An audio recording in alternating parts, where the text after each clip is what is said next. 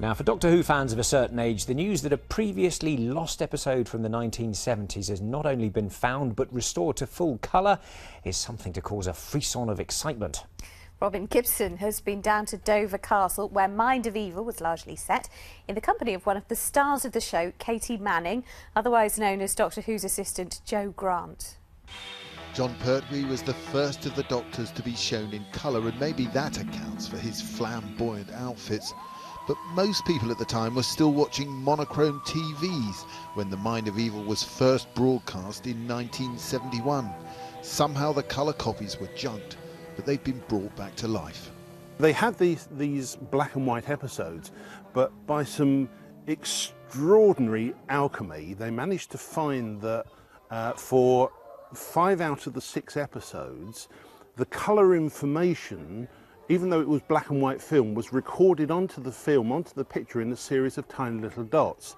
And by some really clever algorithms, they've managed to decode that information and bring those 5 episodes back to colour. This prison is now in military hands. Dover Castle was the backdrop for a plot which revolved around a prison.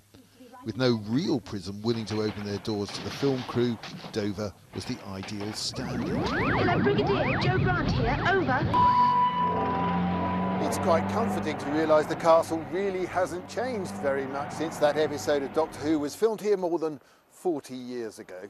Small details have changed though. I mean, it wasn't raining when the Doctor and his assistant Jo came and knocked on the door. The moment I saw that first drawbridge, I suddenly went, I do remember that. I remember being in Bessie. I remember coming up here. And I remember John and I roaming all around this castle when we weren't actually doing anything. But it wasn't just Dover. When the plot required a helicopter, and maybe a missile, they found them, and filming moved to nearby RAF Manston. That is Thunderbolt. It's a gas missile, nuclear-powered, and British, of course. I said, oh, that looks quite impressive. And when it arrived, wow, you know, it was big. A gift to Doctor Who's obsessive fan base during the programme's 50th anniversary. Pure nostalgia. Is that still possible when you can travel in time? Robin Gibson, BBC South East Today, Dover.